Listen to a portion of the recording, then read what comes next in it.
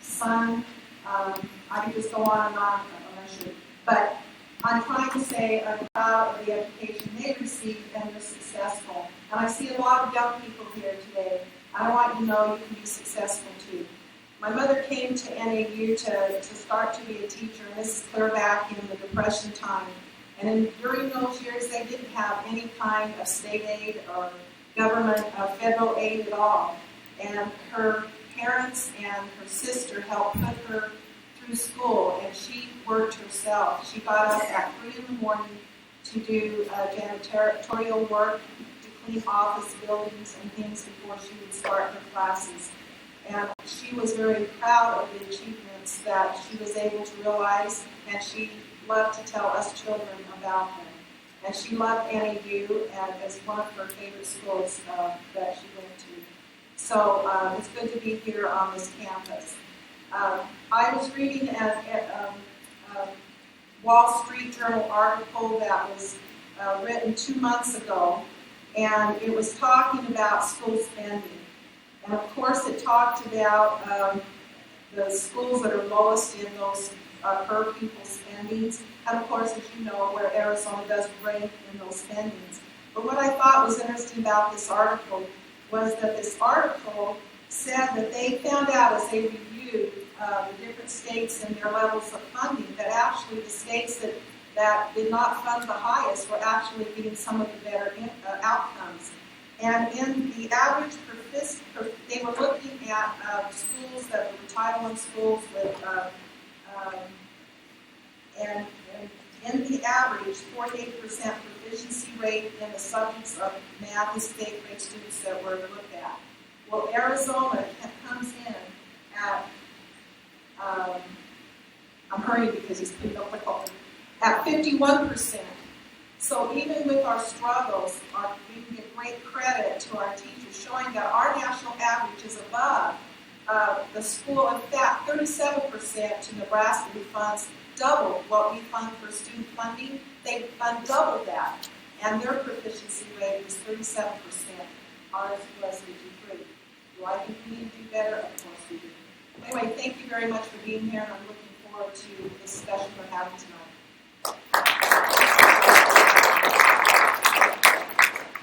Thank you, Senator Allen. Okay, so I'm going to start by asking 4 questions. When I ask each question, they'll have 2 minutes to answer each. You guys can go in any order that you want to. So perhaps one question is better for one panel member or another. So you guys can kind of look at each other and figure out how you want to make that work. Okay, so this was a good segue because my first question is about education funding. Arizona consistently ranks as one of the lowest states in the nation in per pupil spending. And a recent survey done just this year ranked us number 51 in the nation, dead last. This funding also correlates to low student performance. For instance, we rank number 46 in the nation in ACT scores, number 48 in the nation in overall achievement, and number 39 in the nation in high school graduation rates. This has an effect on our economy as it affects our ability to attract businesses to our state when we lack a high-skilled workforce. Arizona currently ranks number 46 in the nation in job creation. Our state revenue for education is about 33% lower per capita than the national average. How do you propose that we break this downward spiral and improve education spending? And are there ways that we can raise revenue to better support our schools?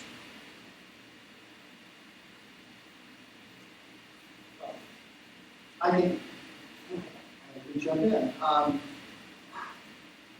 There are so many different matrices. I don't have a copy of this one book. There's a book that's about a half inch thick that breaks down education on all kinds of levels. And so if you look at just the per pupil spending, the amount that we spend, I think that needs to be a lot more. I truly believe that our teachers are doing an incredible job here in Arizona. And I recognize a few problems that we need to get our financial house in order here in Arizona to be able to fund education at a high level. Now, for example, with our teachers.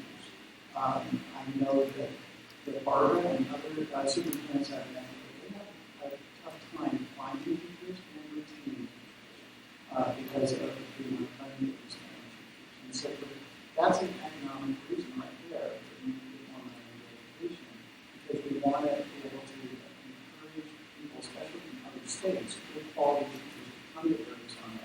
in the state once they're here. We have incentive programs here in the state that want, for example, to get additional STEM teachers out into the rural areas. That will actually pick up part of their educational funding dollars. So in other words, if they have $10,000, $20,000 in debt, and they make a commitment to go into the rural areas and teach STEM, for example, we'll actually refund those debts. We'll cover the cost of those debts. I think it's about $7,000 a year. So we are doing programs to try to increase the number of teachers we have. But once again, we need to get our financial house in order so that we have more dollars available to be able to fund those programs and get those dollars back into the education environment. I had one superintendent come down and testify before the education committee just talking about the changes they have occurred in the last 5 years for this school district. Because I want all my members to see that presentation that so we can hold that through with them and understand how we still have a lot of work to do. Sure, I love it. That's okay. Thank you. Just maybe to give you a little bit of information about how the budget works. Arizona's total spending for our state budget is actually close to $32 billion. And that is including all different kinds of funds that come into our state.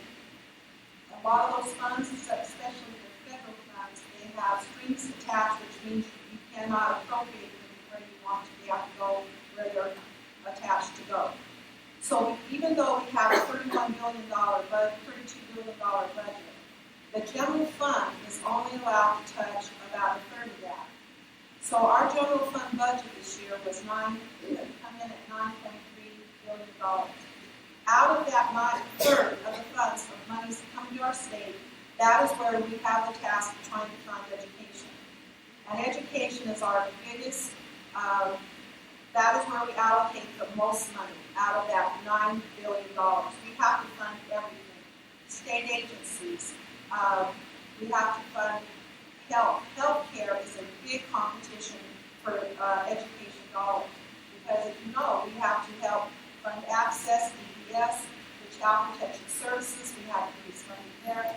And so there is a lot of competition for those dollars. But always, I can tell you, I believe that the legislature starts trying to fund as much as they possibly can into education. And after they do that, then they try to figure out how to allocate those dollars. And also, one last thing to remember, these are public dollars given to us by the taxpayer. When we have an economy that is struggling, that means less money comes in for us to be able to budget. When our economy is thriving, like it was in 2005, 6, and 7, we have a lot more money. Now, the money that was given to education increased drastically.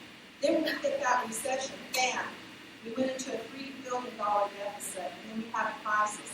So it goes on the swing with the economy, and that's part of the problems that we see, the challenges that we have in budgeting education, because we have to do what the economy gives us, what the taxpayer is able to give us. You might imagine. I have a slightly different take. First of all, Jeff ended his comment with talking about revenue generation, and we had a board meeting the other night, and we were talking about this a little bit. And I have to tell you, as I started with this conversation, telling you that I philosophically believe in the institution of public school, I don't believe public schools themselves are generating entities, nor should we be. We are here to serve the most vulnerable kids, the kids that need our help the most, and that's a responsibility, in my opinion, of the community. Unfortunately, we live in a community that takes that responsibility. I am troubled, however, when we have conversation about revenue in a place that, with a governor, quite frankly, that in the very first moment of his election said that we all want to raise the taxes. I don't know how we raise revenue as a private, we're a public entity.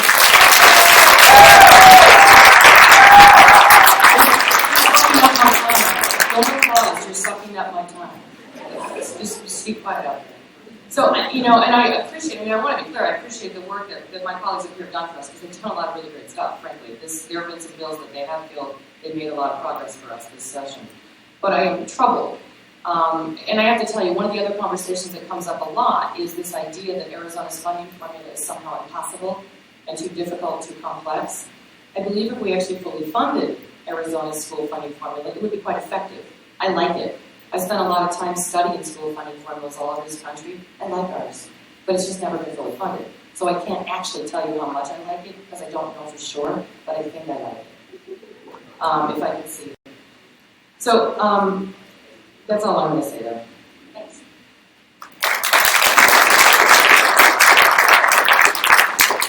As moderator, I reserve the right to allow further discussion if you guys feel like that is needed.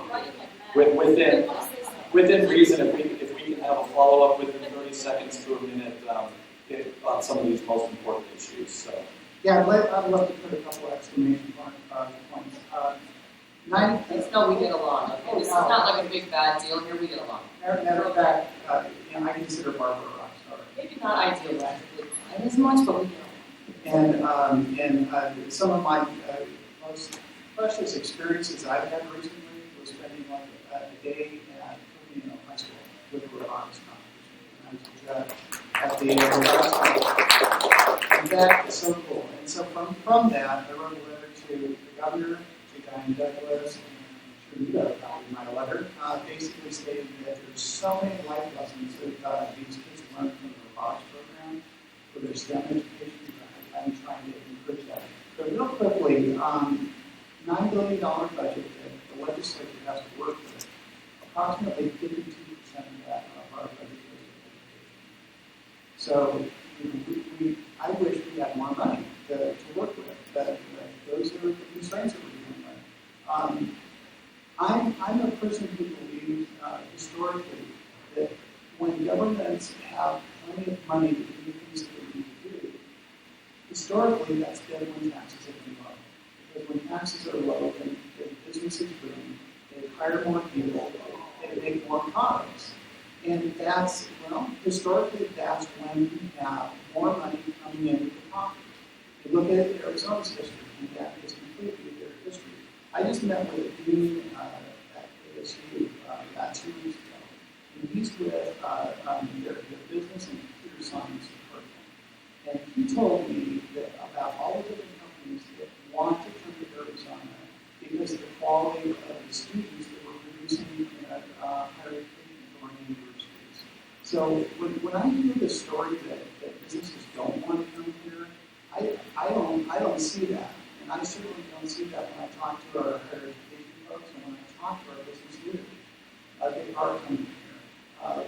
We're about in the top 5 states as far as new job creation. And when we have businesses coming here and they're employing people and they're making products, we're going to have greater tax revenue. I don't want to see increased taxes on the families of Arizona. I want an increase in the number of taxpayers. Ms. Alameda. Sure, I'd like to make a comment. I'd like to really have a really good discussion on how much money do you feel that we do need to have in Arizona to be able to say that we have finally funded education in that sense. Every debate that I ever go about education has to be about the money instead of about outcomes. So I really honestly want to know what the number is. Let's see what that number is that you can tell me that now we finally have funded enough, and then we'll look at how we do that. How much taxes do we have to raise? Do we have to raise sales tax? And I'm not being flippant, I would like to know. Again, I'm telling you, we get a budget each year based upon the economy and what the money has been generated through income tax receipts, sales tax receipts, and property tax. We don't, and then you only see the portion that the state gives you in the general fund. But you also get hundreds of millions of dollars in federal revenue, property taxes, your property taxes locally, and all that together comes out that we fund education per pupil in Arizona around $10,000 per pupil now. Now, the portion we're talking about tonight that you want to say we need to increase is what the state general fund gives you, which that is around, and I have handouts if you'd like to have them later, almost $4 billion is what the general fund, that $9 billion I've talked about, is giving to education. If we want to increase that $9 billion, or that $4 billion, then we need to talk about realistically how we do that. Do we go locally and ask our local people to give more in their local property taxes, or do we put a special sales tax locally? I'm willing to have that discussion. Sigmund? Okay, excellent. Question number 2. Arizona has one of the lowest teacher retention rates in the country. Only 63% of teachers return to their job each year in the state of Arizona. That compares to 83% nationally. The large numbers of openings in the demand for teachers is so great that some districts have to insource their teachers from the Philippines, as Casa Grande had to do this year. It is estimated that the revolving door of teachers is costing districts up to $2.2 billion annually nationwide in HR expenses, recruiting, and so forth. Plus, it's not good for kids to have a constantly revolving door of teachers. What can we do to keep high-quality teachers in this state, recruit from out of state, and stabilize our schools? Because I think my perspective is, I'm going to keep my perspective strictly local, and I really want to make a commentary on that for the state. Flagstaff Unified School District is quite fortunate in that our teacher turnover is 10% or less each year. And so we don't have a lot of issues with this, but most of the people that leave us are leaving for other kinds of life choices. They get married, or they have a grad school, or other things happen. But I have to tell you, despite the best efforts of the governing board for the past 4 years in a row, we're getting compensation increases small, but we're giving them. It's incredibly difficult to deliver it, particularly the first several years on a teacher's salary.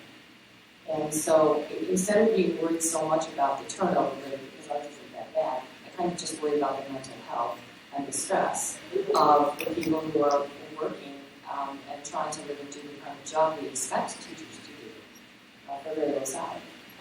And FUSD, like most things of our nature, about 80% of our budget is in people. And so when we do have budget cuts, which again, we have a little bit of financial business to attend to this year, but we're not having a live. I think that's the other piece. What would you just want to minute? So one of the other things I think that we're really talking about here is stability in the workforce. FUSD hasn't had a reduction in force in the past 4 years. That has made an extraordinary difference in, I think, the security of our staff. And so when you're constantly placed in a risk situation, then you have enormous turnover because people are unsure about their jobs and they have to leave to pursue what they want. That's not good for students, regardless of the adults who matter here. It's really not good for kids. And so I think in this district we've made a pretty big effort to try to create a stable workforce and a stable teaching environment. And for the past 4 years we've been able to do that. I hesitate to predict much past that. I'm not a futurist in that way, but I think I can only talk for our experience, which has been positive if you don't get too wrapped up, which you should, in the overall low level of teacher salaries in Arizona. I remember when my mother quit teaching in 1982, that's a long time ago, but she loved her profession, and I think my mother would have almost taught for free. She could have, but she did. She would take people in her home and teach them how to read. I was trying to say my mother loved to teach. That's what I was trying to say. And she told me, though, in 1982 when she left, when she retired, she said she was happy to get out of it because she felt that there was changes coming where the morale in her class, that her ability to have stewardship in her classroom, to be able to teach in the way that over the years she had learned, to be able to be effective as a first-grade teacher. And most of her, she said not one child ever left her classroom who couldn't read. Some might have read a little better, but she really prided herself in her ability to be able to reach every child and figure out what's the best way for them to learn. And talking to other teachers is kind of like what my mother was saying. They feel like it's very hard. Some of the teachers talking to me say some of their problem about staying in the profession is because of the morale within the classroom, where they feel like they are dictated too much to be on a schedule, to teach a certain thing, a certain way, the testing that is constant, and that they're not able to really let loose with their talents and their ability and their love of teaching to be able to really get into it. That is in my experience of talking to teachers. To be yes, and of course, the level of pay that they receive, that is part of it too. But I would like to empower teachers to be able to really feel like that in their classroom that they can really let loose and be able to run the classroom in a way that they see is best for their children instead of being micromanaged in how they have to do it because they have programs like No Child Left Behind or whatever the new thing that we're doing that dictates that now we have to try to do education this way. So I think that part of the things that would help teacher is just the morale in the classroom. You know, and I apologize for what I'm about to say, because I don't want you guys to take it wrong. You just groaned about a compliment. We have teachers out there that love to teach, and they're dedicated to teaching. It is my desire, you know, the economics of it is reduce teachers, so we need to give them more pay. We need to give them higher pay. But they are committed teachers. The young lady at Coconino that puts on the coconuts, the robotics team, I mean, I would imagine that when she's working with that robotics team, she's probably putting in, you know, an extra 50 or 100 hours a month that she might not be compensated for because she loves what she's doing. And that's incredible. And that's a compliment to those teachers. Now, can we do a better job? Yes, we can. The amount of money that we put into education is a combination of, well, it's everything from our taxpayers. There's no, we don't have a printing press down at the Capitol for making money. It comes from you guys. So it's local taxes, it's property taxes, it's our sales taxes, it's all the taxes that individuals that live in this. Please don't be rude. It's all the taxes that come into the system. And so if we increase taxes, it's those families who are going to have to pay that money. We don't have some magic bullet where we can fund these folks. Cottonwood School District, I spent quite a bit of time down there with their superintendent. They had a problem where they had a young lady who was an absolutely amazing teacher. And she has test anxiety. And she's having a lot of trouble finishing her teaching degree. And she was hired as a substitute. Well, according to the Department of Education, you can only have a substitute for a certain number of days. And so I went back to the school district because they were basically saying to the superintendent, after I think 120 days, something like that, you had to let this person go and go find another substitute. And so that it's an amazing teacher. And so I went back to them. I also went to the Upper School District. They filled out a form incorrectly. And so we had to pass legislation last night. I've been working on it for about 2 weeks to make sure this legislation got passed correctly. To force the Department of Education to pay back the Cottonwood School District $200,000 because they filled out a form incorrectly. And so we need more dollars in the educational system. And one last thing I want to say about it is how does our educational dollars move up?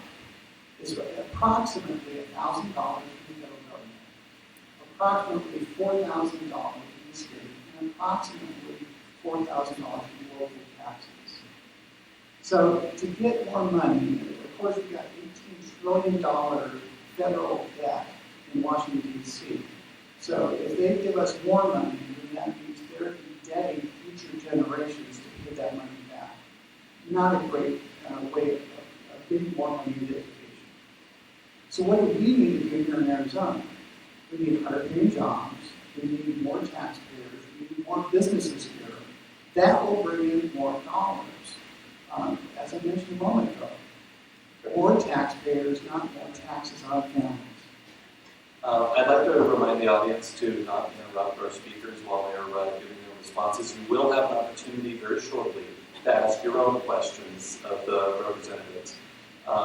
And we do want to keep our issues here to our local and state educational issues. Question number 3. The Arizona State Constitution says that higher education should be, quote, as close to free as possible, unquote. And yet we rank number 50, last in the nation in state support for our public universities, at just $167 per pupil. With more cuts to higher education in this budget and ever-rising tuition rates, are we violating the state constitution? And should families reconsider whether they want their children to have in-state tuition in this state, or should they look elsewhere?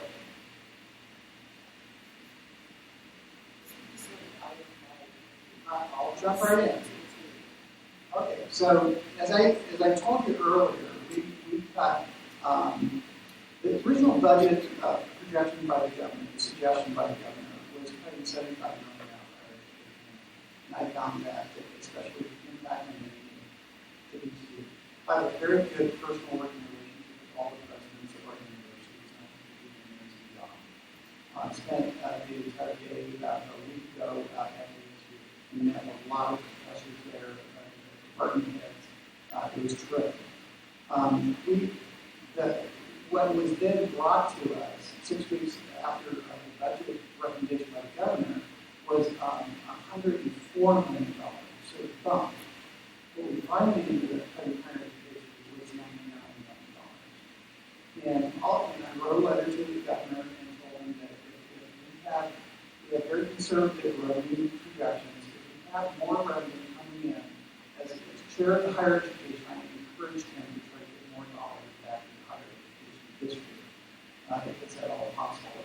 But when you hear $100 million cut, please understand that the universities also received $600 million in their budget. So their budget is made up of both tuition plus $600 million in the state. It's a big number. Is it enough? I don't know if it's enough. I have those conversations with our leaders at the universities all the time. Once again, we have limited number of dollars, and so we need to be invested in those dollars. We have some incredible students graduating out of higher ed, and we need to ensure that those programs are available. When you talk about the cost of education, we have students that are in full code that are coming from other states and they're coming to Arizona. They go to ASU, they go to NAU, they go to U of A. There are also online students that are paying full code. So in other words, those students have a choice. The international students that we have, they can go anywhere and either do online education or physically be there to take their education. They're coming here. They're making a choice to come here. So our costs, our tuition costs outrageous. They might be high, but it's not stopping students from coming here. And we are producing good students. And one of the things that I want. That's what your time is up. Thank you. I was going to say one of the things I want is I want to retain those students. Once they graduate, I'd like them to stay here in Arizona.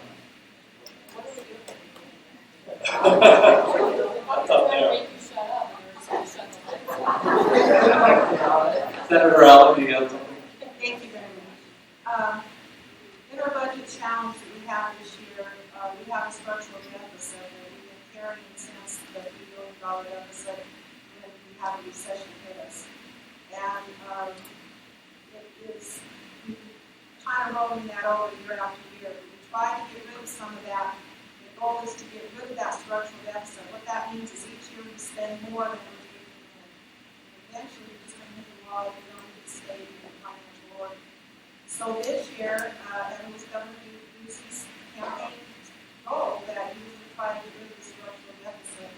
So we had to eat up about $300 million of the structural deficit. It's kind of close to $1 billion. And we'll try to get rid of that. Now, 700, and so because we have a deficit and we did our revenue projections very honestly, nationally, the projected revenue growth for America is 3.3%. We did the projected revenue for next year on this budget at 3.7%. And so, as we have to put the budget together, $750,800 is given to the 3 universities in this budget round. That was $99 million less than what they had gotten the year before, but they still got $750,800,000. Their tuition, the rate they're raising their tuition has been 3 times higher than the cuts they've received since 2008. 52% of our students are going to our universities without paying tuition. I would love to be able to get the other 48%, to be able to go to our universities tuition free. That would be great. And I know in our founding fathers that wrote our state constitution, they wanted our kids to go and be able to nearly free to go to our universities. And again, it just goes back to our economy and how much this economy and our taxpayers can give to us to be able to fund it. My time's up. I'd like to, just a brief follow-up in under 30 seconds, please. Senator Allen, you sort of got to this point, but Representative Thorpe, do you believe that we are violating the state constitution in that university students are racking up tens of thousands of dollars in debt? Goodness, and that's nationwide. I've heard estimates. Excuse me, sir. I've heard estimates of $3 trillion in student debt nationwide. And so it's not a unique problem in Arizona. It's a problem throughout our country. And so, as far as our Constitution goes, those were noble goals. And I wish we could do that. And hopefully someday we can do that. Those were also written over 100 years ago. And those were the aspirations, the hopes of our founders here in Arizona that we could do that. And times were very different 100 years ago as well. But yes, we should seek those goals. Now, can I, if I might indulge you for a moment? Thorpe County, 12% of the land is under private ownership. Gila County, which is not far from here, part of my district, 4% of the land is under private ownership. So that means in Gila, for example, 4% of the landowners who are paying property taxes are funding education, first responders, road maintenance, all the things that a local government has to do. And so, compared to the eastern states, Arizona and the western states have a huge uphill battle.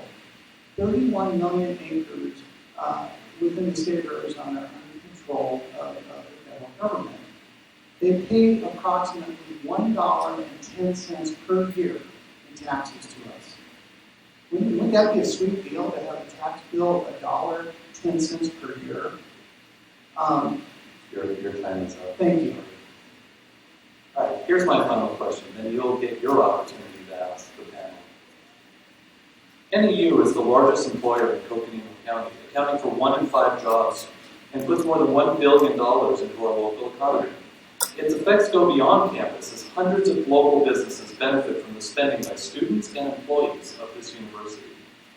Flagstaff Unified School District also benefits because the children of students and faculty here send their children to our schools.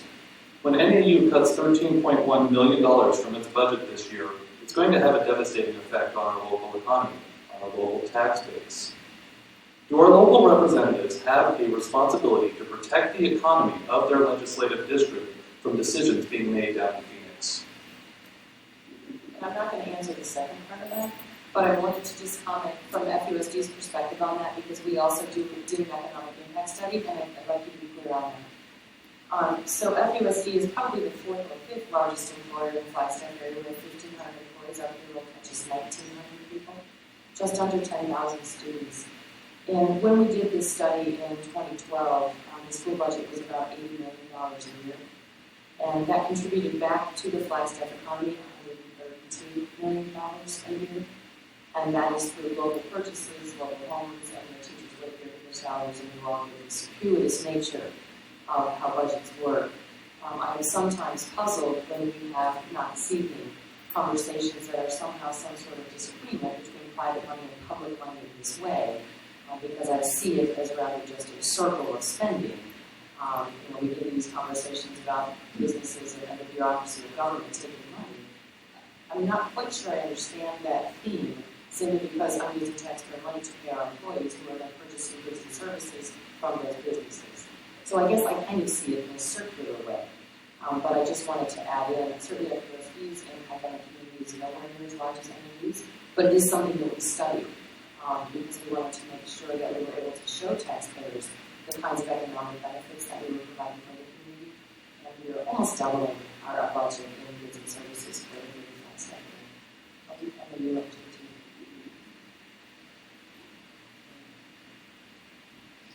team. Repeat the question. I got you off.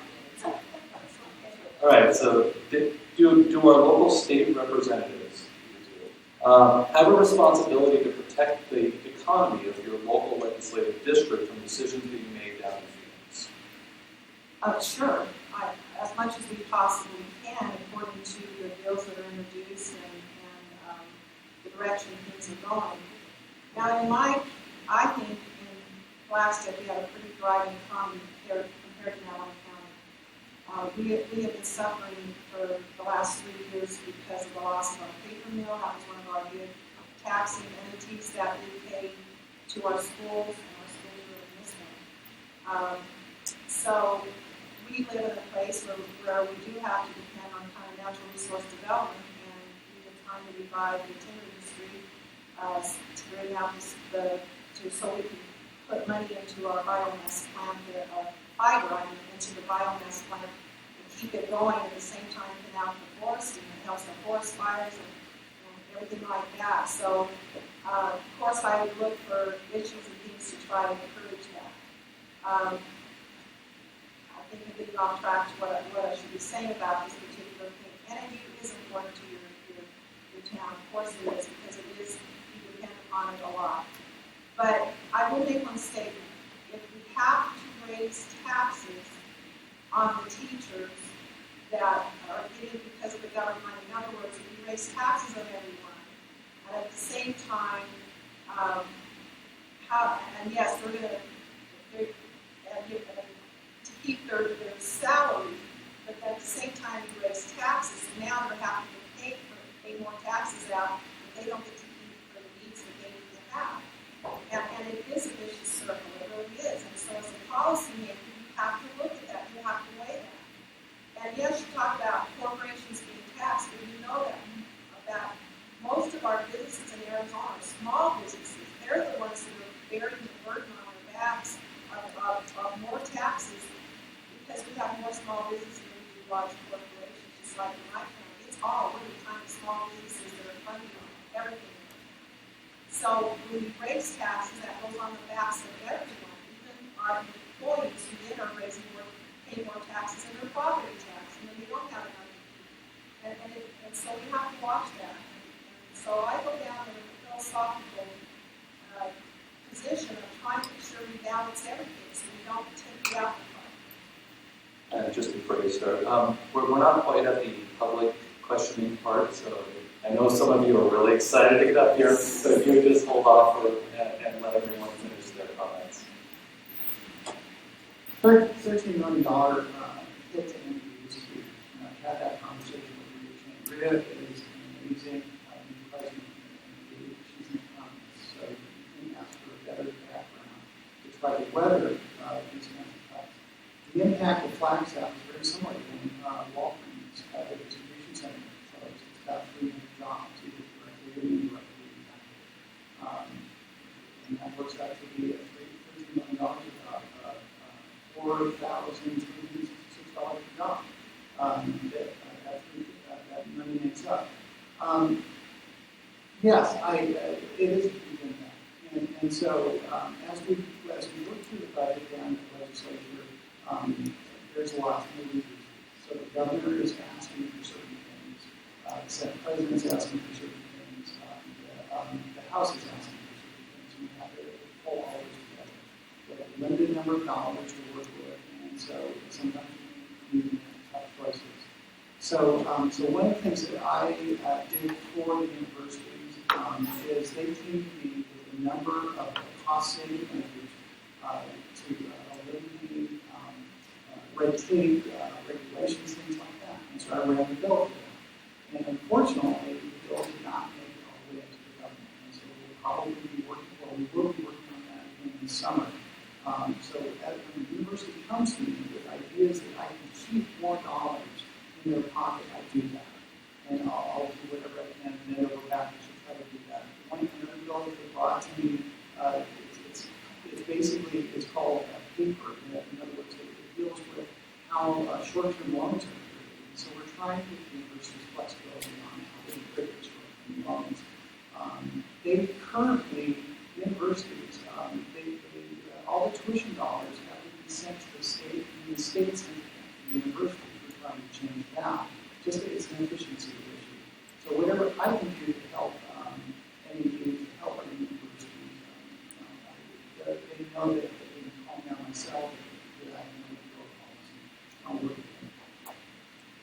Thank you for indulging me with my questions. We're preparing to move on to the audience portion. At this stage, before we get started with that, I would like to just, if you would indulge me for a moment. For the first time ever in Flagstaff history, we have 2 ambassadors for excellence with the Arizona Education Foundation. Myself and Casey Hines, which if you can come up to the mic.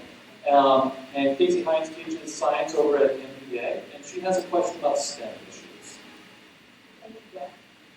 According to the 2014 ACP Condition of STEM in Arizona report, around 48% of Arizona's high school graduates are interested in STEM careers.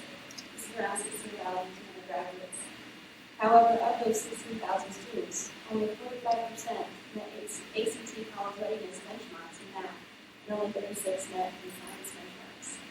This clearly shows that even if graduates want to pursue a science or engineering path, they are not adequately prepared for the classes they need to take in college. How can we improve student achievement levels to support student success in their post-secondary education? A thought that came to me, thank you very much. A thought that came to me was maybe there needs to be a better networking, not networking, but correlation between the high school programs and what the colleges say they want to see as the kids start entering into college, and for the high schools need to know, especially the junior, senior years, what that has to be. I love the programs that we have where kids can take college courses while they're in high school towards their credits, and I think we do somewhat of a good job with that, but some schools do offer that, but I think probably needs to be more correlation so that we really can get to what it is the universities want. And that's one thought I think that we should ask that question. And thank you for the question. I think the JTAGs, the STEM, the CPE, they're incredibly important. I had an intern yesterday at the Capital Electronics and asked him which college he's going to. Many partners go to colleges, and he told me he wasn't, but he was taking night classes to become a welder. And what's so incredible about that is the welding certificate is $100,000. So the STEM programs, the technology programs are incredible, and we need to be supporting them. And that was kind of why I wrote that letter to WXC and Dr. Douglas. We're trying to encourage the continuation and expansion of STEM. I met with, one thing, high school, their STEM. I wish I was a high school student when I saw some of the offerings that they had. Absolutely amazing stuff. Welding, computer control, knowing machines, things like that. Wood shop and metal shop, the prototyping is incredible and absolutely impressive. But also, joining the Apple Python, which is part of our district as well. I met with Superintendent Tom at the industry, and Sylvia was with me at the time. And to hear about all the different college credit courses that these high school students are taking, and they're getting a jump start on nursing, a jump start on engineering programs, mechanical engineering, automotive mechanics, things like that. So I think the two dovetail really well. I disagree with our president. He feels that every single student needs to have a college education. Because as I mentioned a moment ago, this young man I was talking to just yesterday, Native American young man who's down at the Capitol, he's going through his welding degree. And I know another lady that I visited with out on the reservation that she just got her welding certificate. And you can make a lot of money doing welding, and we need those kinds of people. And the blue-collar people that are welding things. Thank you for your question. We were talking about this yesterday and the day before we had kind of extended here. So just as a point of fact, I will note that FUSD's 10th graders are a standard deviation above the state average on science tests. But your question really was about preparation, so I want to briefly address that. There's 2 pieces there. One, I think we would be foolish to not acknowledge that probably K-12 needs to do a whole lot better job with math than we do. And I think most people would tell you that math is probably the gatekeeper towards most of those subjects. And so I'm certainly not going to hide that fact. I think we do along with school districts can do a better job in that instruction. More importantly, though, I also want to make the point that I'm not 100% sure that the way that we're currently testing kids or teaching them because of that test is preparing them for the kinds of science classes that you're talking about in college. And that a standardized exam, which we've been stuck in, and Representative Thorpe alluded to this a little bit ago here, let me be very clear, I'm not opposed to accountability. I'm assuming most people are not. But I'm not sure that the use of a standardized exam with multiple choice answers is preparing our students for actively engaging in STEM careers. That does not mean, by the way, that I'm against standards. Let's be clear. I kind of like some consistency in our curriculum. I think it's important. But I'm not 100% certain the assessment way that we're using this is actually providing our students with, actually I am 100% sure that it's not, providing us with the best possible way to be teaching our kids to be creative, competent, innovative scientists. Thank you, Casey. All right, so now if you have a question for our panel, we're going to line up at each of the two microphones, and we will just go left and right. So, you got a question? Come on up.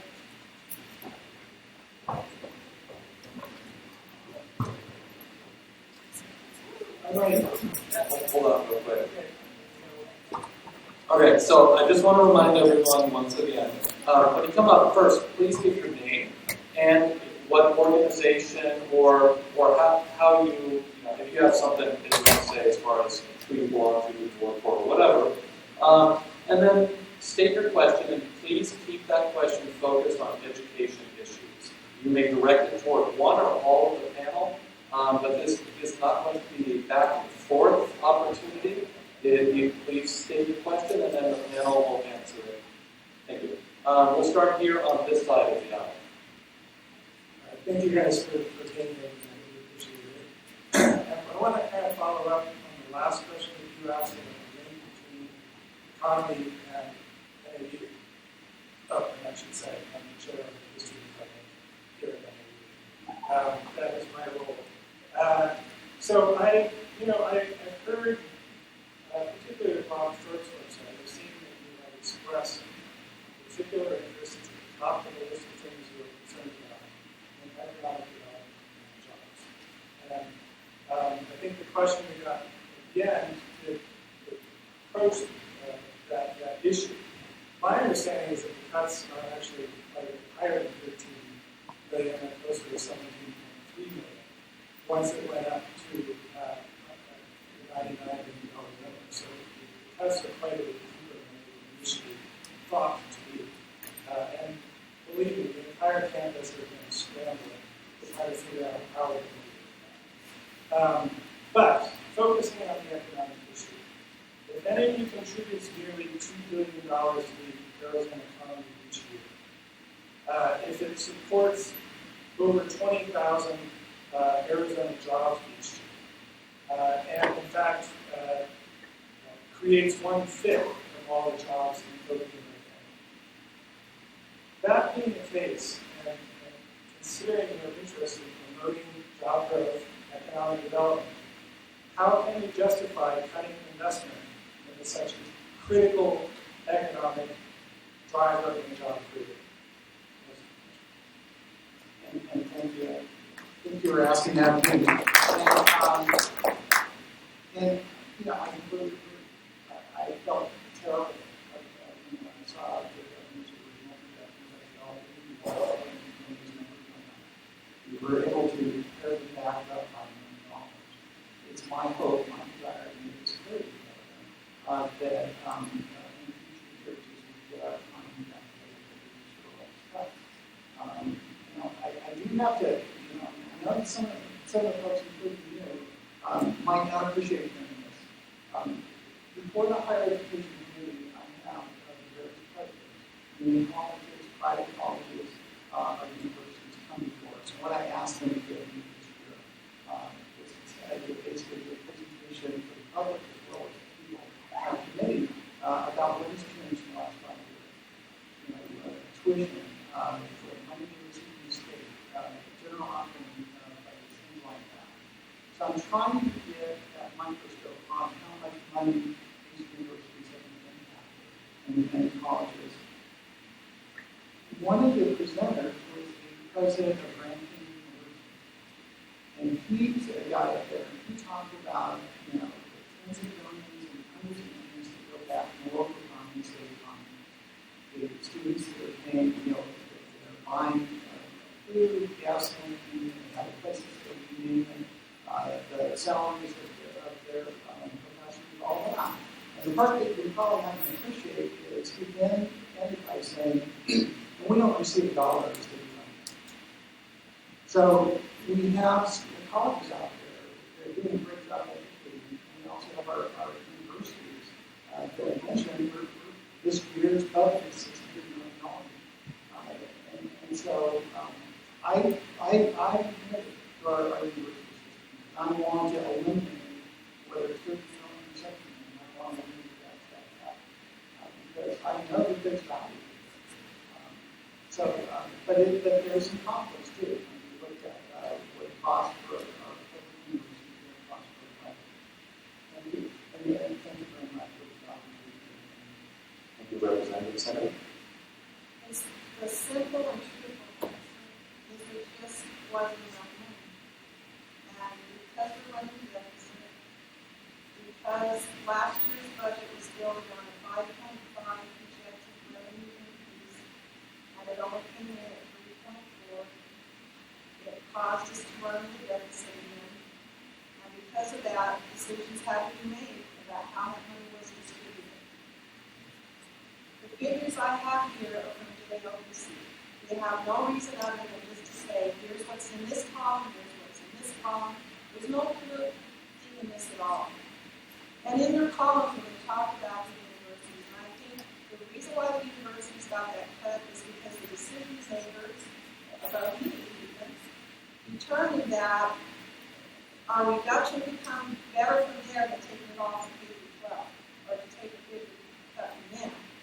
And so, because the total budget for 3 universities is over close to $5 billion, and our whole general fund budget is $9 billion, you see where I'm going with that? You guys tuition, even with tuition this year, it's $1.6 billion. All other funds is $2.2 billion. The state gave us $750 million. So what happens is, now you've got to figure this out. I remember once going to my mom and saying, I want a dress so bad. And my mother says, I just don't have the money to buy you that dress.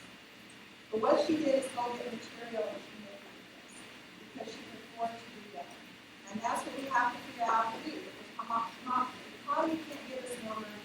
And we have to put our heads together and figure out how we keep giving a good education, but at the same time, live within the needs of the people of the state and give us. State member, do you have anything else? Okay. All right, next question on that side. All right, my name is Jacob McIntosh. I'm part of the NAU Young Democrats, and more importantly, a student here in NAU. You've all made it clear that education, public education, is really close to your personal heart, but the priorities that we see in our legislature does not reflect that. You can blame the lack of income. No, we can't blame that because we're consciously lowering taxes. And in the heart of the recession, Minnesota raised taxes on which invested in their education. You want to talk about job growth, theirs is the second highest in the nation. So in a recession, you can't invest in education.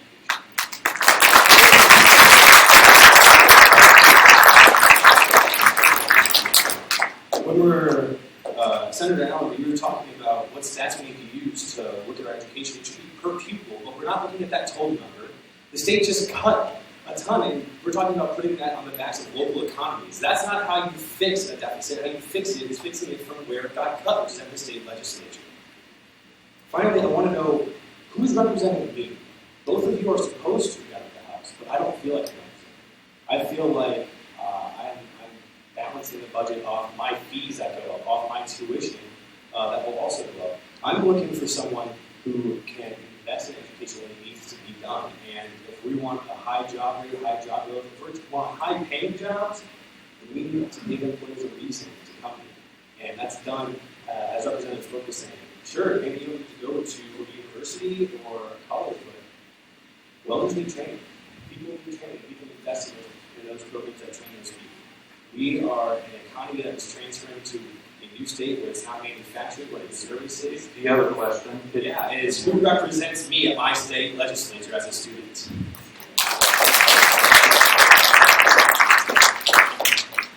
We have 90 representatives down there, 6 senators and representatives at the local government. And we have staff, education staff that specialize in education issues that we have to utilize. That is the impact. The common among that we're not investing in education. This year, $600 million of taxpayer money is going to our universities. I wish we didn't have to cut $100 million, but we did. $600 million is going in.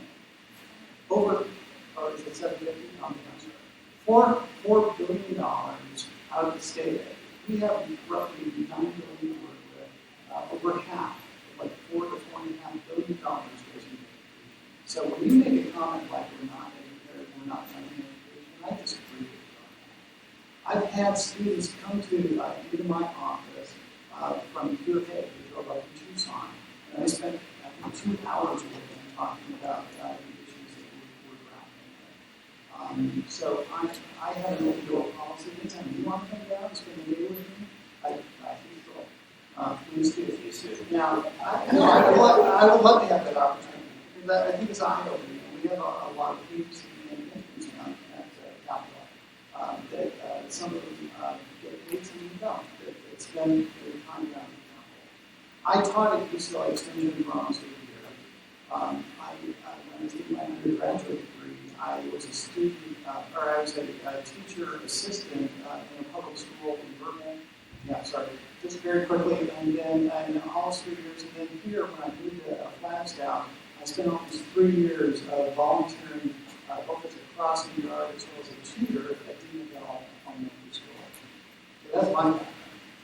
So a number of questions have gone over the time, so I'm going to ask you guys to try to limit the amount of time so that everyone has an opportunity to ask their questions tonight without going too late. Senator Allen, do you have anything? Once the money is appropriated, you don't have an authority after that to determine what communities do with the money you have budgeted. I would ask you as a student if you have ever gone to this university and asked them to look at your budget and be able to go through your budget line by line and see what they are spending all of the money on. It's a lot of money. There's no way you can stand there and count to a billion in your life. It's just tons of money that we have out there that we are spending on education. But the university does have a responsibility to be sure that they are spending it wisely. You as a student have a right to go look at that budget, see what kind of perks might be out there. Are there how many university cars? What kind of credit cards do they have? Phones? What kind of travel expenses? I mean, there's things you can look at. Ask them why they would have what to justify raising the tuition on you. Instead the focus is always on us. We are given a certain amount of money, we hand it to them. Now it's up to them to what they do with it. And you have a right to go look at it and see what they do with it. The only thing I want to say to that is not a question, it's just a statement. When I talk to administrators about that, they tell me that you enable her. So it's some kind of communication is great. All right, we do have to get through some other questions. We got a long line here, so let's start over. Hi, my name is Ben Vining, and I'm a senior at Flagstaff High School. Next year, I'll be attending ASU. My sister is a sophomore at U of A. My father works at NAU and owns a small business. Every single person in my family is directly affected by everything you talked about tonight. And when you say things like it's not college tuition you need to be worried about, it's taxes, and that small businesses are bearing the full force of these taxes, that's simply not true. What my parents lose sleep over and what they're stressed out about and what they worry about and what they think about every night when they go to bed and every morning when they get up is not paying federal and state taxes. It's allowing my sister and myself to have the education we deserve. And when you and Representative Thorpe, you said, you claimed that we have students from all over the place coming into Arizona. If that's the case, then why isn't your theory of more taxpayers, more dollars working? Why isn't that the case? I'm a senior taking a basic economic class, and I can tell you that's just not the way it works. Without raising taxes, you don't make more money. That's not the way it works. All right, thank you, Ben. Would you guys on the panel like to respond? Yeah, and I'd be happy to jump in. So a comment was made a moment ago about AWAR, which is the overall body that works with universities. Their budget's around $20 million. We're just over $6 overseeing the university. The president of the board makes $500,000. Sylvia and I make $24,000 each. She makes $500,000. So, are you responding to that? So I'm trying to bring this into perspective. Now, his comments, I appreciate his comments. My son is now looking at the issue and looking at many. And so my wife and I are trying to get our arms around how we're going to pay for his tuition. And he has incredible credentials as far as his grade point average and his testing. And so he's getting great scholarships. It's still going to probably cost us about $10,000 a year to send him either to ASU or in. So I totally get that. Now, the comment that he made about all these students coming here and we're not seeing the dollars. Well, those dollars, a lot of these students, as I mentioned earlier, online students. So they're never here paying taxes. They are paying tuition to ASU. They're not here paying any taxes. The students that physically come here to the United States, they are helping our economy. The problem with that is, oftentimes after they graduate, they leave Arizona and go back to where they came from, to whatever state or other country. So we need job creators here. We don't need, we're not going to fix our budget problems with students coming here. We're going to fix our budget problems with job creators coming to Arizona. Senator Allen, you? And unless you tell me after this. All right. Sir, your question? Yeah. Good evening. Welcome to Flagstaff. We appreciate you being here this evening. Tonight's First Friday. We ask you to partake in First Friday. And as you go around to different galleries, bars, and restaurants, I do hope you tip dozens and dozens of teachers who will work here this evening.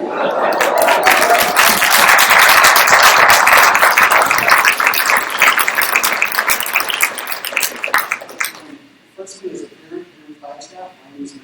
I've got a 15-year-old and an 11-year-old in the school system. I am greatly concerned, again, about the quality of their education and the long-term aspects and impacts on their ability to go to college. My children don't want to be lawyers. They don't want to be blue-collar. I come from a blue-collar background. My family was blue-collar. My father had a middle-class income, and so did my mother. They were able to send 5 children to school with their salaries and incomes. And they were willing to pay the necessary taxes to do so to support local education. I want to ask you this.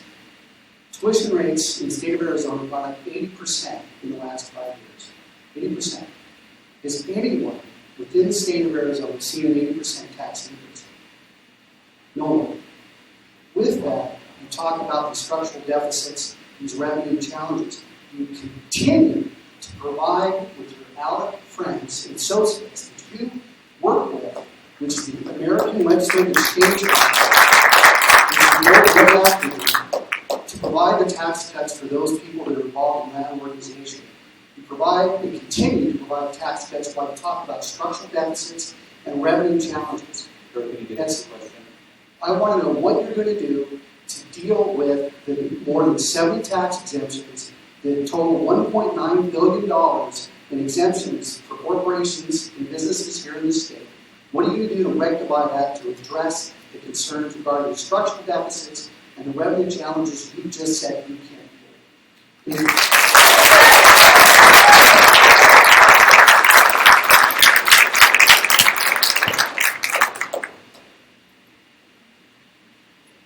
So, as I mentioned earlier, Newsweek, I think it's Forbes also, they look at Arizona as a place to settle for new business growth and new development. We're in the top 5 for new job creation. Those are the things we need to be doing. When a company leaves California because the taxes are absolutely upside down and they're having a difficult time succeeding as a company, they decide to leave there. They have different choices to make. They can go to Arizona, they can go to Texas, they can go to Florida, they can go to New York, some commercials. Come here, we'll give you no taxes for 10 years. They have choices. So in other words, the state of Arizona is in competition. We have to have corporate rates and tax rates to try to encourage these people to come here, to settle down. We just recently got Apple do the biggest investment in career in something that they've ever done in the state. And so things like that, I've actually talked to our Congress authority. Last year we created 16,000 jobs.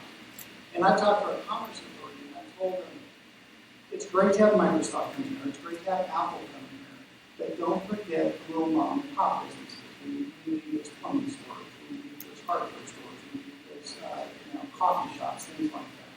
Try to encourage those folks to come here as well. It won't, right now, we're trying to get our real estate and construction industry going. If a construction company can go to Florida and 30 days later is breaking ground, but here in Arizona, it takes 9 months, which is typical for them to come here and invest $100 million in Time's up. They won't come here, they'll go elsewhere. Thank you. I have to really get off my mind and it's like, yeah.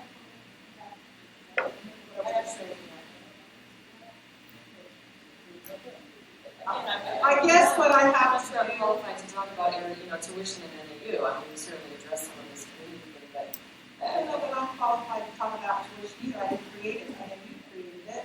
And I asked again if the students have gone and asked them to justify why they have to raise their tuition and what they're spending it on. But that's neither here nor there. I guess I'm just going to, since I'm being confronted with some harsh questions and since this is not a particularly friendly crowd, then I guess I'm just going to tell you how I feel and I believe, all right? Go ahead and throw things at me. I was raised that nobody owed me anything. Nobody. And I watched my parents during a very bad time that our country went through go out and realize their dreams, go to school without anybody helping her but her family.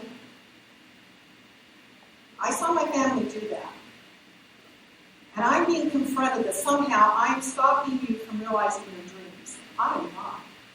It's up to you to realize your dreams and get out there and get that education. And you're asking me, sir, because I have the power to go after other people's money. Yeah, you want me to go after other people's money because you think it justifies because we go give it to kids for their education.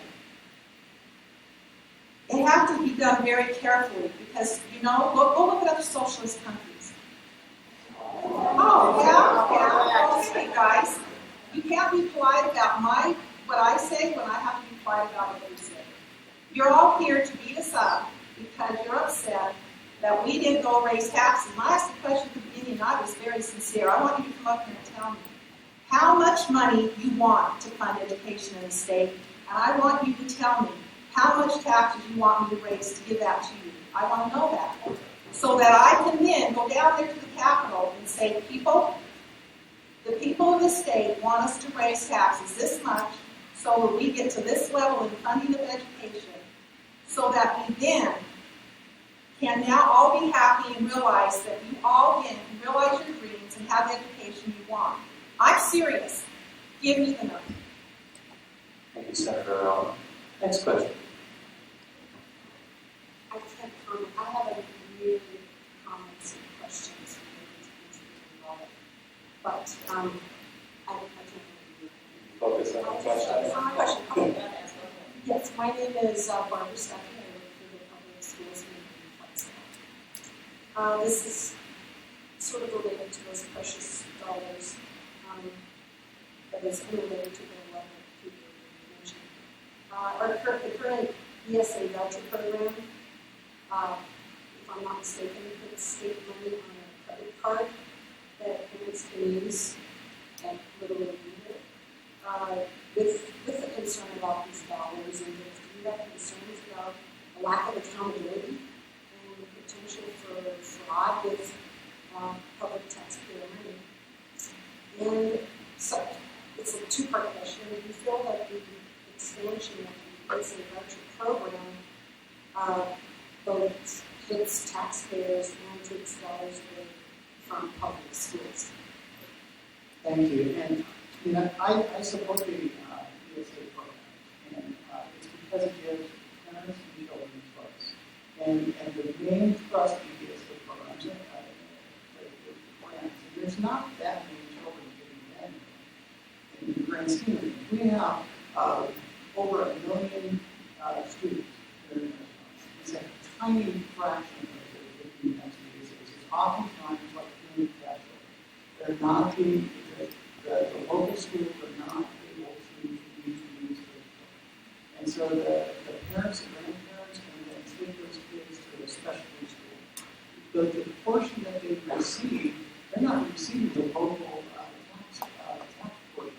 So in other words, if the average is around $9,000 that a student receives, they're receiving about $4,000. They're receiving the state portion.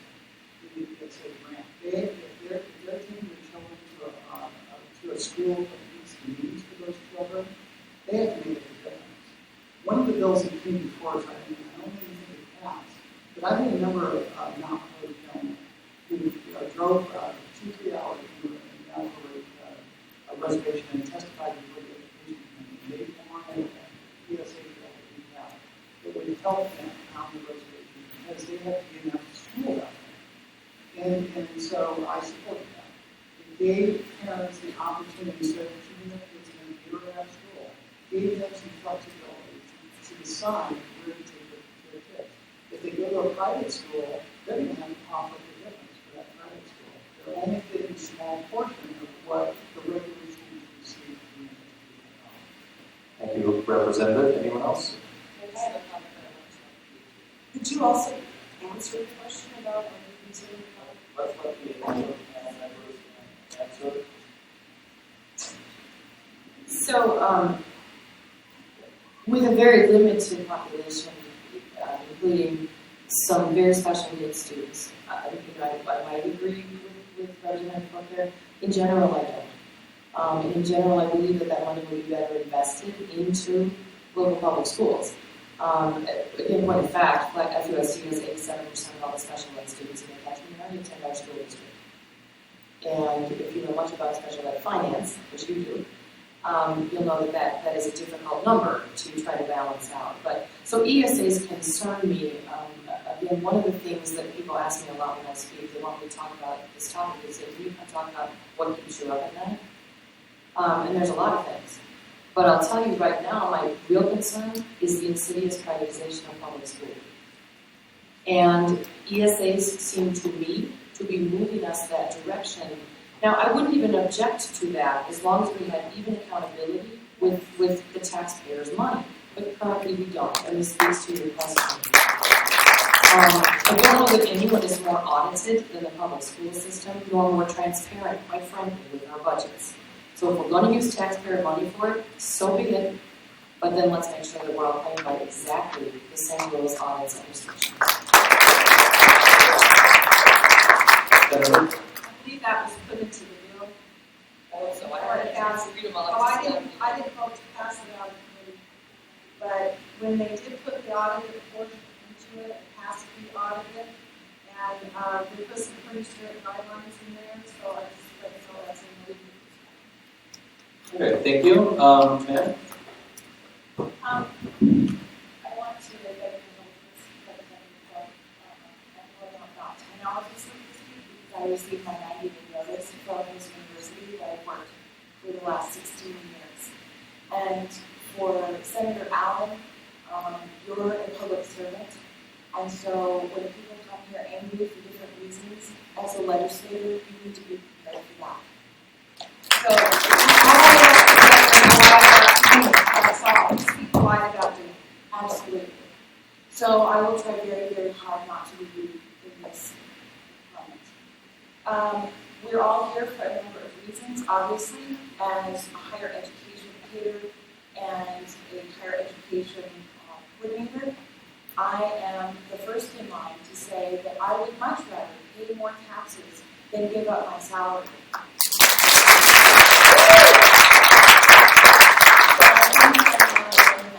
Because at the end of 90 days, that's essentially what's going to happen. As a person who has a disability, I am now confronted with going to the state for healthcare costs. Has the state legislature provided any provisions for the problems that are coming out of the loss of education jobs, the loss of these programs equaling unemployment for people, Now, I'm going to become one of the conservatives' worst nightmare in terms of needing help and support from the state. And I will say one more thing. I think one of the things that's kind of driving everybody nuts here is that they're not by any means disrespecting your dreams or asking you to fulfill their dreams, but they're going about it a different way. I had 3 jobs as an undergrad when I came to school here. So don't sit there and lecture us about who did what and how hard everybody works very hard. And that's why we're going to Ma'am, I appreciate that you work hard, and we all do, believe me. I put in probably 90 hours this week in this job. The problem that I have is trying to get people to listen to how this whole thing works and what we are challenged with as we face these issues. We are given a certain amount of money, and if there's not enough money, we have very serious decisions to make. Now, that is where we have to start with, and where I think the discussion would be better used is in how in a sick economy, because it's been sick since 2008. America's been sick since then. The money's not coming in, and our debt is getting worse on a federal level, just continues to climb. They're printing money every day trying to keep ahead of it. Someday we're going to have to face all that money they've been printing. I mean, we really have some serious issues, and we're going to have to face the fact, how are we going to overcome these economic issues that we are facing that are not getting better when revenues came in under what we projected last year? Well, how are we going to face that? How will we educate our kids? How will we continue to go on? How will we keep our stores open if we keep continuing like sales tax? You know, if we raise sales tax 3 cents, I was looking at it. We could probably raise $3 billion more for education if we raise sales tax 3 cents. What would that do then to the economy over here? Will we then dampen it more so that we end up not really rising as much? These are conversations I wish we could have. Because I think they'd be more useful in how we solve this problem. Representative, do you have something? Sure. And I'm very sorry to hear about your job situation. And I hope you'll find something to replace it. When we're dealing with the budget, this budget year is very difficult. I'm not sure I'm speaking for Sylvia, but I know in the House, we had the original budget brought before us. We had, we call them small group meetings. We went about 6 weeks before we had another small group meeting, and then basically had the budget. And it was the earliest budget in many years. And so it blindsided a lot of us. So what I try to do is I reached out to our leadership, and because I'm chair of higher education, I asked them if we could take more money out of the rainy day fund. I think, and you might know better, I think we took about $100 million out of the rainy day fund this year to make up the difference that we're not receiving. And I couldn't get them to budge on that. And then and I was hoping that we could get the money back towards the $75 million cut as opposed to the $90 million cut. I also floated the idea, is there any way that we can do, let's say, another 1 cent sales tax increase? What I would like to suggest is you all have the ability to do that. We have a very open system here in Arizona as far as referendums and putting things like that before the voter. Getting the legislature to do that is extremely difficult. To try to get a tax, for example, we have a government app instead take it to not paying taxes.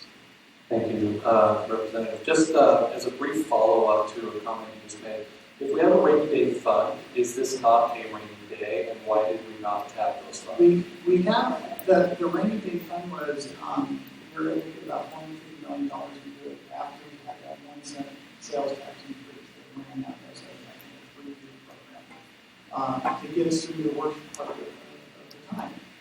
The problem that we're running into is we're collecting an additional $1 billion every year, and our governor found ways to spend it.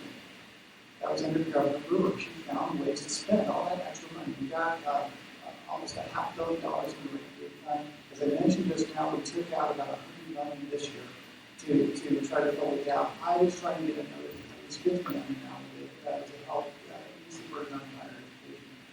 But I'm very frustrated that under Governor Brewer, we have all that extra money, and we have nothing to show for it. I mean, she funded increases to government that we should have, at least if nothing else, have gotten more money for the rainy day fund.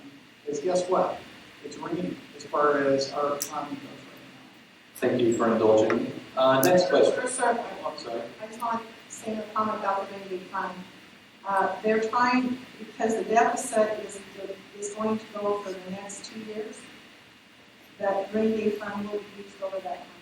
Okay, thank you. My name is Derek Moore. I'm a local teacher from the high school and I'm proud president of the Flagstaff Education Association. Thanks for coming. I think I'm going to scrap my question and kind of say something related to the questions that you all posed. This question of revenue, right? And I know it is complicated. It's important, and I don't think I understand nearly half of it.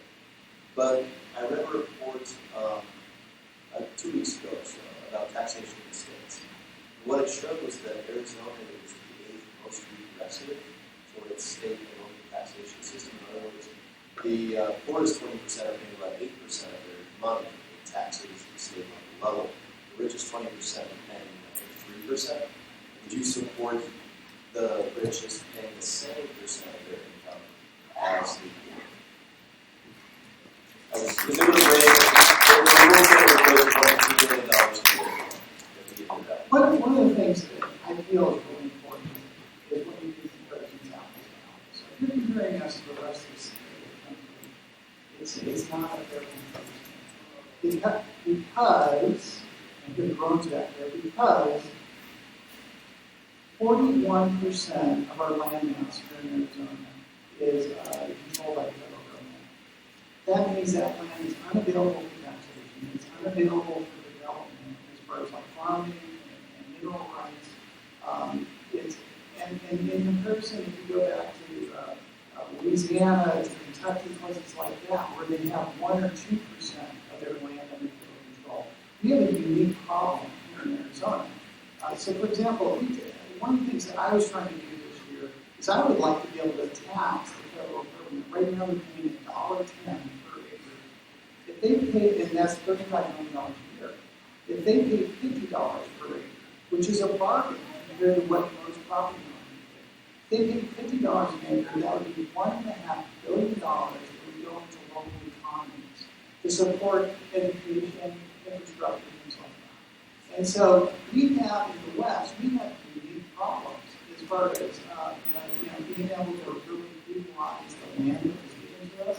Excuse me, Representative Thorpe. I've just been informed that we are running short on time in this facility, so we're going to have to really try to keep the answers as brief as possible, as well as the commentary, so that we can try to get through as many of you as possible. On the tax issue, I philosophically want taxes to be fair and equal as much as possible. I think sometimes that a sales tax is more equal because if you're rich, you can go out there and buy a lot more things. On the other hand, when it comes to our property tax, the problem is if we try to raise something there, it hurts, especially people with seniors on fixed incomes.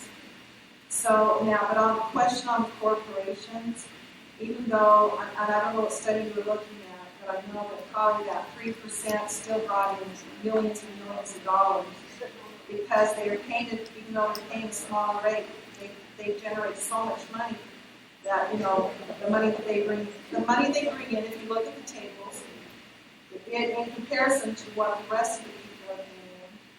But again, I'm not against, if you want me to carry the banner of what kind of tax we need to raise here, if you're saying that the tax we need to raise here is just on the rich corporations, then give me a plan. Give me a plan of what it is you want to be done and how much you want it to generate, and then you'll have enough for education in Arizona and we can feel proud about that. Thank you, Senator Ellen. All right, next question over there. Good afternoon. My name is Cody Canning. I'm a very tall person, apparently.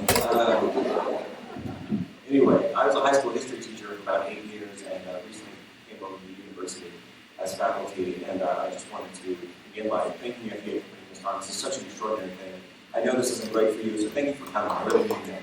In the interest of time, I just have a quick question for you. Just brought you to history buff. I was too. There's lots of history people here. You said that it's your understanding of American history that there are times in which taxes are very, very low, but public monies are very high. Can you tell me and the other history buffs when that was? Because I don't know when it was. I'll take it as a seat. Thank you. When in 1980, when Ronald Reagan became president, the typical high-level taxes were around 70% that a wealthy person would pay. And over the course of several years, and he was initially working with a Democratic Congress, they were able to cut that down. And we saw incredible growth, incredible taxes coming in. Here in Arizona, and that's at the federal level, at the national level. Here in Arizona, we go through these cycles. And so when times are good and times are flying. And so what we're trying to do is we're trying to create an environment here where we get businesses to come here and invest in Arizona, job creators, more employees, higher paying jobs, and that's going to turn into more revenue for the state. I mean, it's basic economics, and I do appreciate your question. Thank you, Representative Senator. Have you ever read the book, The Wealth of Nations by Adam Smith? I told my professor I did. Well, here's what I think. We got a problem with our money. The dollar doesn't go anywhere anymore. Why in the 70s could we buy a brand new spanking Dodge Charger for $2,000? And that same car today is $40,000. It's inflation. That's what I'm saying. But what happened? Why did we inflate our dollar like that? We lost the value of our dollar. Adam Smith in The Wealth of Nations taught that if we would, that what is wealth of a nation is the fact that we have homes and food and clothing and cars and all these things that people love and make our lives bearable and the standard of living that we have. When you create a natural resource, because everything has to come from something, you generate that dollar, it grows 7 times. When we are caught into this cycle where we're recycling our tax dollars and we're not creating new wealth, I think that's why we're in kind of a big mess in our country. We don't back our dollar anymore with gold. And so we've got this inflated dollar, and it's not going as far as it used to. Thank you, Senator Allen. We want to try to get to some more questions. Right over here. Good evening. My name is Albert C. Hawkins. I'm a student here at NAU. There are over 20,000 individuals in the state of Arizona who qualify under President Obama's Deferred Action for Child Voter Rights program. These individuals are choosing to go to community colleges, like Pima Community College in Tucson and Oklahoma Community College here in Flagstaff, which I applaud. My question is, how do we attract those individuals to higher education? Because the big deterrent for them is they have to pay out-of-state tuition. Goodness, I don't know what the solution to that particular problem is. I absolutely am a huge supporter. I've had interviews with our president here in the Orange State, president of the college. Coconino has a huge problem. And he did explain why they have the financial problems they do, because they're kind of self-inflicted. That's the common problem. And the legislature will try to turn that around, try to find a way to fix some of those problems. But, for example, some of the cuts that we have in community college level, we have expected from returning to people or rural community colleges. And so that should hopefully keep increasing. But what we ended up doing is putting them down. They actually worked with the governor and chose to receive less state funding so that we can leave all the rest of the rural colleges alone. And so it's difficult. Thank you, Representative. I am told that we are under a really tight time crunch, so we're going to try to keep our comments and our questions and everything as quick as we can. Over there. Hi, my name is Sarah Clausen. I'm a 3rd grade teacher at Princeton bilingual school. I'm also currently the vice president of the Thorpe Education Association. And Representative Valley, you have asked the question several times about how much money is enough money to fund, and my response to that, I don't have an exact dollar number. My request is for you to fully fund education at the rate that this state is supposed to fund education, and then also to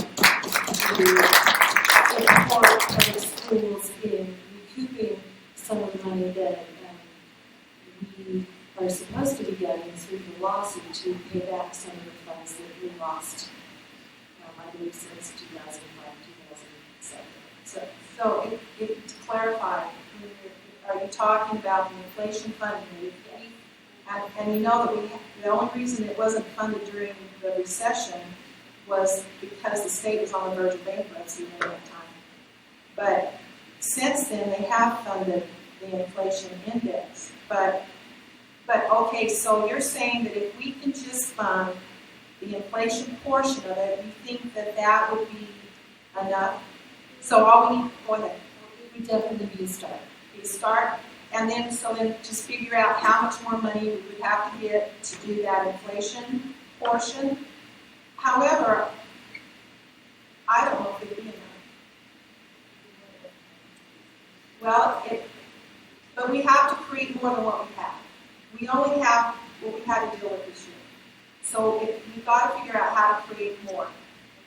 And so that means either we do attract more businesses here that generates more revenue, more taxes, more of all of that, or we have to go to people who are here already and raise their taxes and figure out how much that has to be. Thank you, Steve. Okay. Excuse me.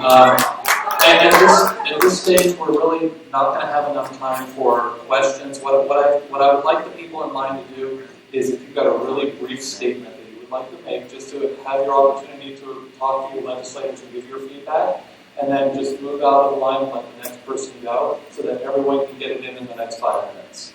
And how about if each one makes a statement, and after you've all made the statements, we'll try to wrap it up. Sure. My name is Isha Aiden. I'm a student at Flagstaff High School.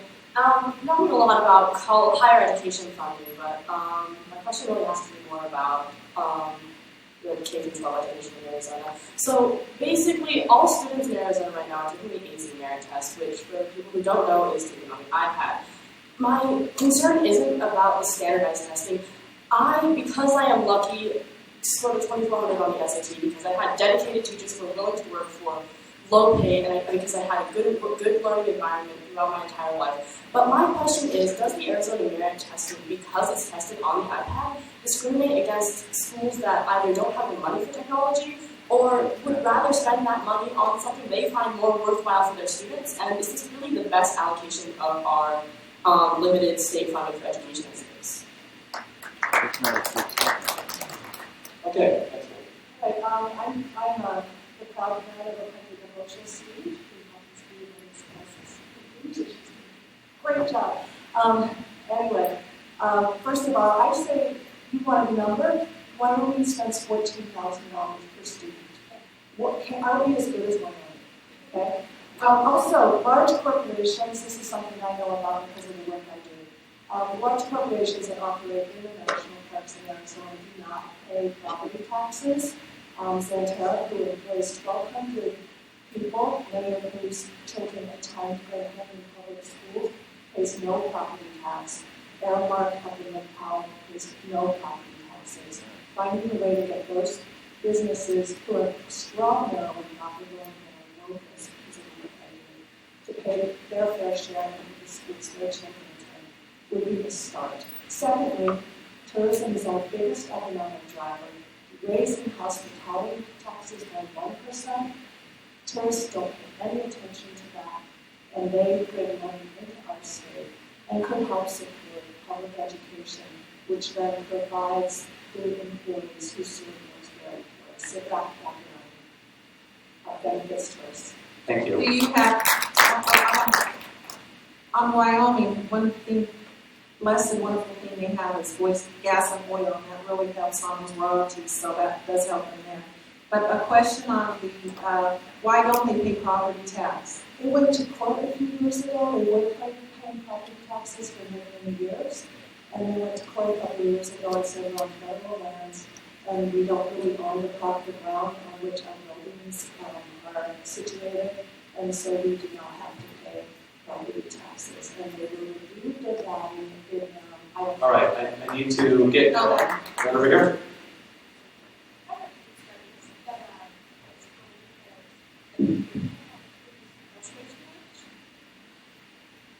Education helps to reduce incarceration rates, and yet we have more funding to private prisons, more and more, and less funding to education. I'd like to know how that makes sense. Thank you. Thank you. Right over there.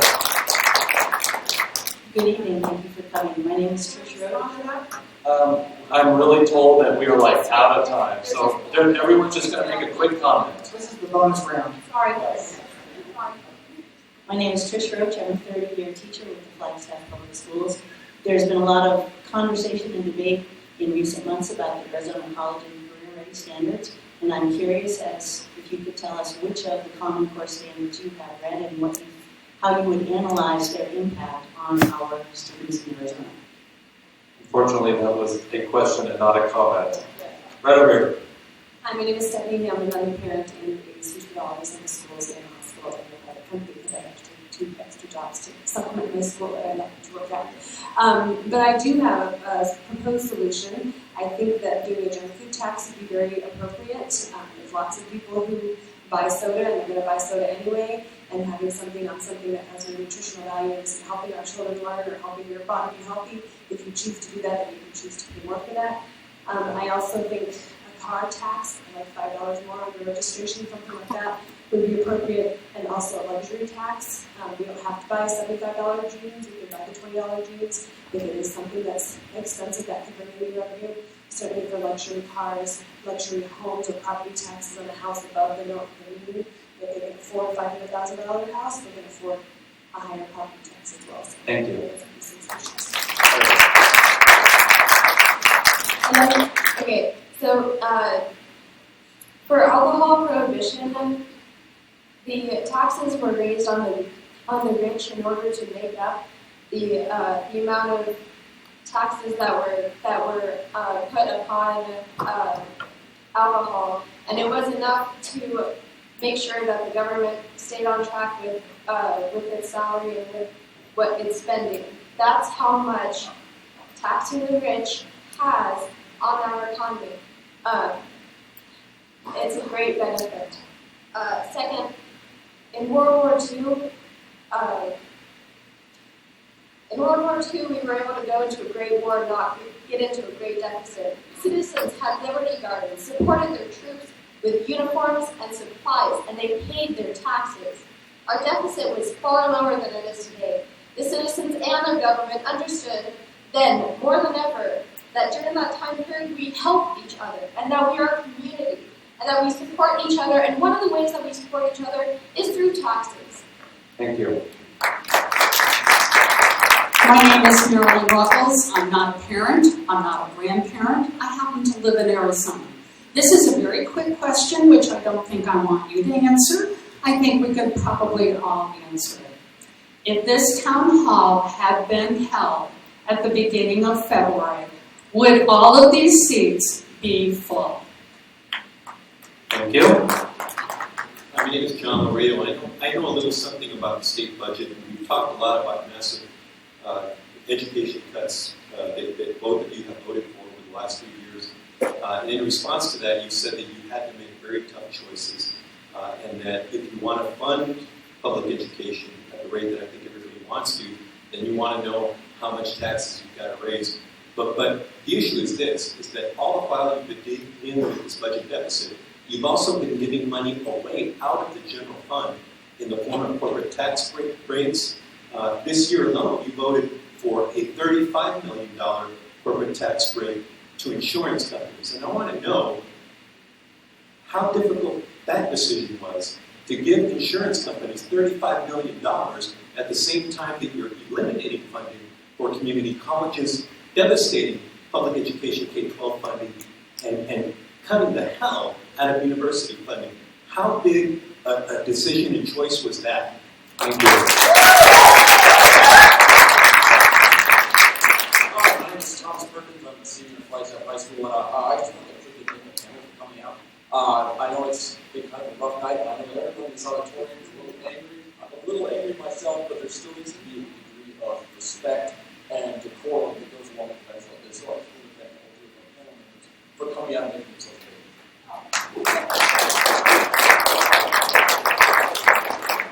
Okay, I'm asking this, or I guess making this question into a statement on behalf of an NAU student who was here. She's just busy and is live tweeting this event. So she, I'm going to rephrase it, she is asking basically, she's an NAU student, she's a non-traditional, out-of-state student, she's coming here from out-of-state. Now with this current budget, she's seeing that her particular educational program is being cut, and I assume that's because maybe courses can't be offered at the speed that they would have with that funding. And her big concern is that why should she and other students like her from out of state continue to come and want to come to our great universities here in Arizona if their graduation rates are going to be pushed back further and it's going to cost them more money for them back. Thank you. Hi, I'm Jason. I'm a sophomore at NAU. I just want to say really quick, tax to rich more, tax to corporations, because no matter what anyone says in your basic economics class, what you learn is jobs don't come about because some rich person magically says, oh, I'm in 3 jobs, boom. Jobs come about as a relationship between consumer demand and supply. Okay? And if you fund education more, it'll bring in higher paying jobs. People will be more skilled, more educated, so it'll bring in more high paying jobs. Thank you. Yeah, hi. My name is Adlai. My mom's a teacher. I grew up in the classroom, helping out, and all my high school career volunteered in special education classrooms, helping out. And I spent 6 years here at NAU to be a teacher. And as soon as I stepped into the student teaching realm at High School, I realized how backwards the system is and how sad it is. And my point in talking to you all on the stage right now is that I like to say that after doing my student teaching, or in the first week, I realized that there is a bigger issue going on, and the system needs a lot of help. And I have not followed my dream of being a teacher because I believe that we need to change the system before I can really work with it. And if I have anything to say to all of you is please come out to vote. We vote these people in, and all right. And our final person. Hello, my name is Andrea Bouchard. I'm an employee at NAU and a resident of Sedona. My question is based on a comment made by Representative Thorpe. He suggested that someone didn't need to have any higher education if they could get training as a welder because they would earn a good living. I think part of what education is for is to help us earn a good living. But I'd like to ask each member of the panel that question. What do you think education is for? Is it for more than earning a good living? And if so, what is that? And that wasn't